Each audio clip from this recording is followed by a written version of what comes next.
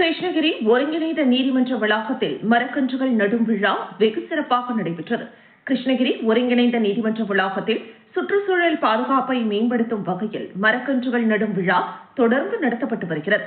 அந்த வகையில் கிருஷ்ணகிரி மாவட்ட சட்டப்பணிகள் ஆணைக்குழு தலைவரும் மாவட்ட முதன்மை அமர்வு நீதிபதியுமான லதா அவர்கள் தலைமை வகித்து நீதிமன்ற வளாகத்தில் மரக்கன்று நடும் பணியை துவக்கி வைத்தார். அப்போது அவர் பேசுகையில், மரம் நடுவிழா என்பது பெயரளவிற்கு நடத்தப்படும் நிகழ்ச்சியாக இருக்கக்கூடாது. ஒரு மரத்தை வளர்த்தால் என்னென்ன பயன் என்பதை அனைவரும் தெரிந்து கொள்ள வேண்டும். மரம் ஒரு உயிர். மனித உயிர்களுக்கு ஆக்சிஜனை வழங்கும் உயிர்.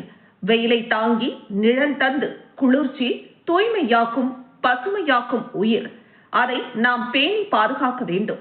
ஒரு மரத்தை வெட்ட பயன்படும் கோடாரிக்கு கூட துணையாக இருப்பதும் ஒரு மரக்கட்டை தான் என்பதை உணர வேண்டும். அப்படிப்பட்ட மரத்தை நாம் ஒவ்வொருவரும் நட்டு இயற்கை வளத்தை பாதுகாக்க வேண்டும் என அவர் பேசினார். இந்த நிகழ்ச்சியில் கூடுதல் மாவட்ட நீதிபதி ராஜசிம்மவர்மன், சிறப்பு மாவட்ட நீதிபதி லீலா, முதன்மை சார்பு நீதிபதி சுரேஷ்குமார், சிறப்பு சார்பு நீதிபதி பத்மநாபன், நீதிபதிகள் தேவராஜ், மிஸ்பா செல்வ பிரியங்கா, கிருஷ்ணகிரி தாலுகா ஆய்வாளர் மணிமாறன், வனத்துறை அலுவலர்கள், வழக்கறிஞர்கள் உட்பட பலர் கலந்து கொண்டனர். காடுகளை பிரசவிக்கும் கருவறைகள். மரம் அது மானிடத்தின் உயிர்ப்பு. தன்னை வெட்டு வந்த கோடாரிக்கு கைப்பிடியாய் தன்னையே கொடுத்ததே.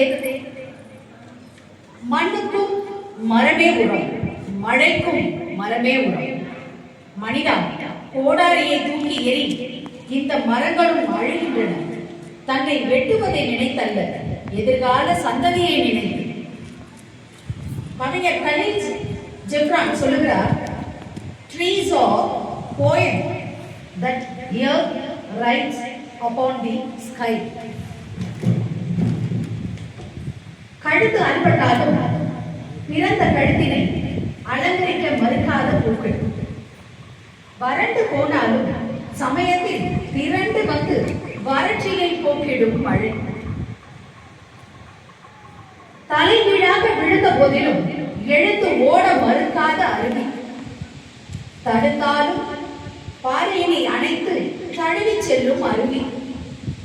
மாசுபடுத்தினாலும் தன்னையே சமன் செய்து ஓசோனை காக்கும் இயற்கை. மறுப்பது இயற்கை அல்ல, மறப்பது என்னவோ இயற்கை ஆகிவிட்டது இந்த மனிதனுக்கு. ஆகவே இந்த மண்ணின் மகத்துவத்தை மரங்கள் அறிந்தன. மரங்களின் மகத்துவத்தை நாம் என்று அறிய போகிறோம்.